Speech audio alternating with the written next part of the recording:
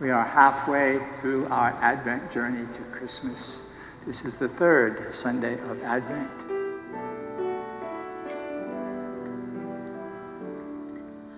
Oh, come, Emmanuel, and ransom captive Israel. Brothers and sisters, rejoice always. Pray without ceasing. It's the most wonderful time of the year. Truth is, things aren't always so wonderful at this time of the year. You know, after you tear off the ribbons and the wrappings of Christmas, you often uncover some sadness.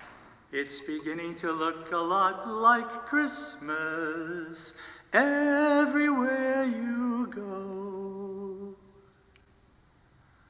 But if you douse the candles, pull the plug on the lights on the tree, take down the wreaths and the mistletoe, what's left? Happy holidays, happy holidays. But what about the folks for whom the holidays aren't a happy time? Oh, come out a spring from on high. And in this pandemic year, in this election year, this year of political strife and racial unrest, bittersweet is what this year is for many of us. Disperse the gloomy clouds of night, and death's like shadows put to flight. And yet, here's St. Paul this morning urging us, rejoice always, rejoice always. I hear those words and I want to say, hey, Paul, you're kind of kidding here, right? Rejoice? Sure, when there's something to rejoice over. But always? Get real, Paul. Rejoice, rejoice, Emmanuel.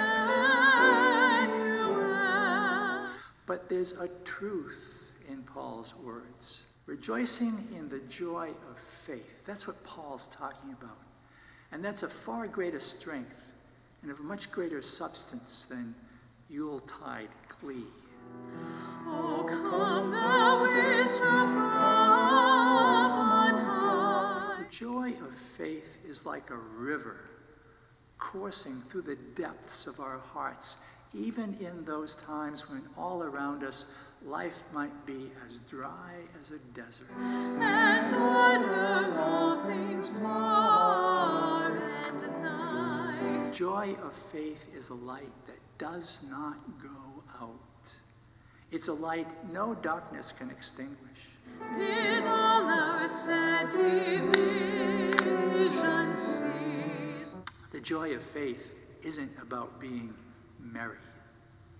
The joy of faith is the peace that comes from trust in God. Trust in God's abiding love for us, even and especially in hard and difficult times. And before us our Prince of Peace. The joy of faith is the hope that peace is waiting for us, even as we wait for peace. Rejoice, rejoice. Rejoice always. And if that's not enough, Paul adds this: pray without ceasing. We may not readily receive what we pray for, but every prayer draws us closer to the love of God.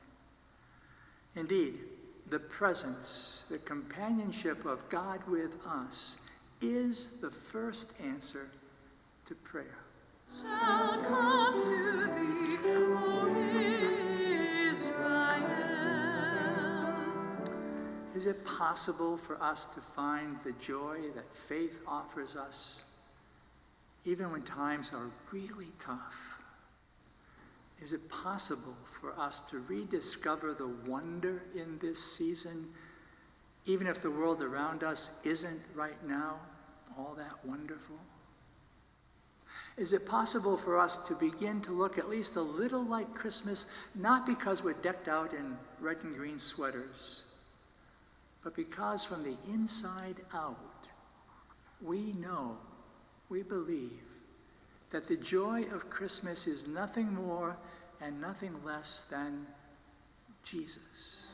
May the blessing of Christ, whose advent we celebrate, whose coming we await, be upon you, now and forever. Amen. May the blessing of the Spirit, voice of the prophets, power of the church, be upon you, now